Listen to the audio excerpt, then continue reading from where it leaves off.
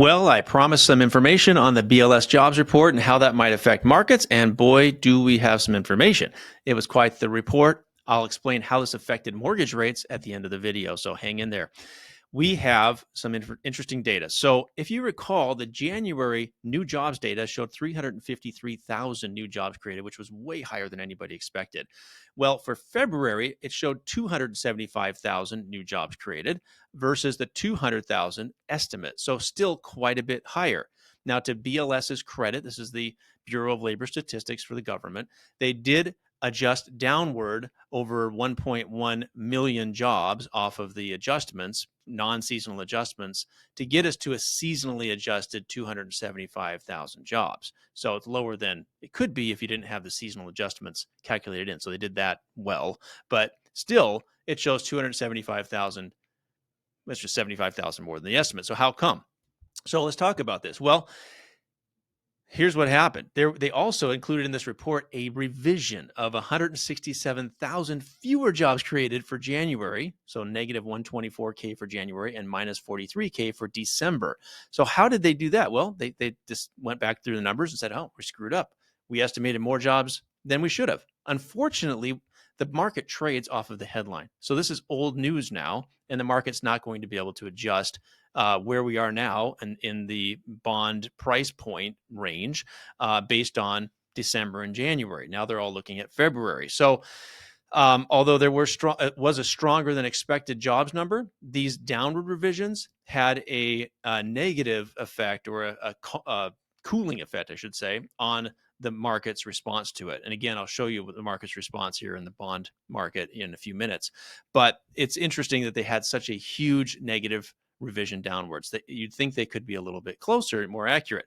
Part of the reason they're not that accurate is right here, this birth death model. What this refers to is small businesses. So new small businesses starting and small businesses going out of business. That's what this birth death model means.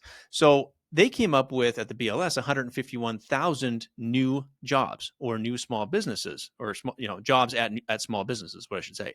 But ADP only showed 13,000 small business jobs created. That's a huge difference between the private payroll service ADP and the government's data, right? So I don't know what's going on there. The BLS, maybe they need to hire more people or they need to figure out something or get better data. But they're somehow missing.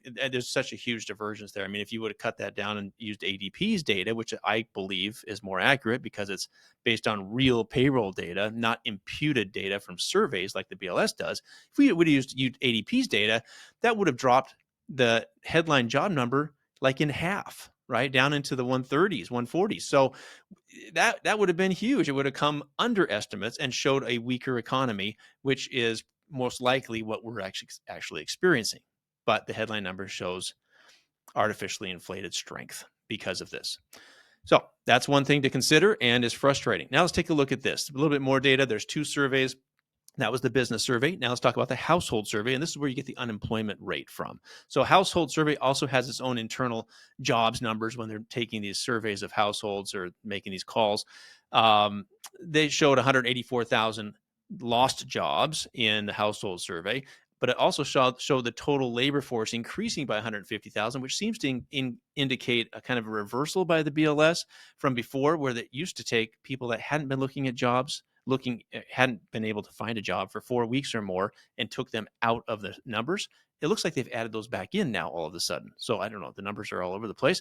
This is probably more accurate, throwing people back into the labor force, even though they haven't found a job in 4 weeks. So I'm glad they did this, but why didn't they do it last year? Another great question. I don't know. So at any rate, it's still the U3 is the unemployment rate that gets the headlines. That's 3.9. It went up 0.2%, 3.9% unemployment now from 3.7 the month before. The U6 is widely considered to be the more accurate unemployment rate, which includes people that are looking but haven't found anything for 4 weeks or longer. And that's now at 7.3% instead of 7.2. So it's gone up as well. So unemployment is rising. That's not good news for the economy, right? That's showing a weaker economy. And if that continues to go to say 4.1% or higher, the Fed's really going to look hard. We've seen statements from the Fed saying, hey, if the unemployment rate goes above 4.1%, then we know for sure that everything we've done with the higher interest rates is working, and we're afraid we'll be tipping into a recession quickly. And at that point, they would start cutting the federal funds rate, which would affect the mortgage rates, pretty quickly at that point. So that's where we're at. So it's, unemployment rate, as far as getting lower interest rates, is heading the right direction. Unfortunately, it's heading that direction, which is not good for individuals and families in general to have higher unemployment. Although unemployment is still in the 3s, 4%, whatever, still pretty low unemployment historically. It shows a fairly good economy right now for jobs anyway. Now, having said that, I say it shows a good economy for jobs just at the number, and that's true. But let's dive into that a little bit. Does it show that much strength for the economy, for the jobs market in general? What it showed, though, if you dive in deeper, is that we lost 187,000 full-time jobs, and we lost 1.78 million full-time jobs over the last 3 months since the beginning of December. That's a lot of full-time jobs. So where did the makeup come in? Well, part-time jobs. We increased 51,000 part-time jobs, and 909, almost a million part-time jobs have been added to the economy over the last 3 months since the beginning of December.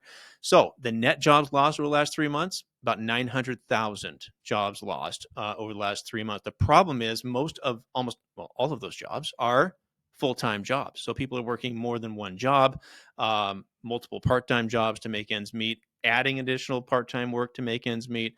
All of these sorts of things are what are inferred by this data, which does not indicate a very strong economic picture for the economy and for jobs.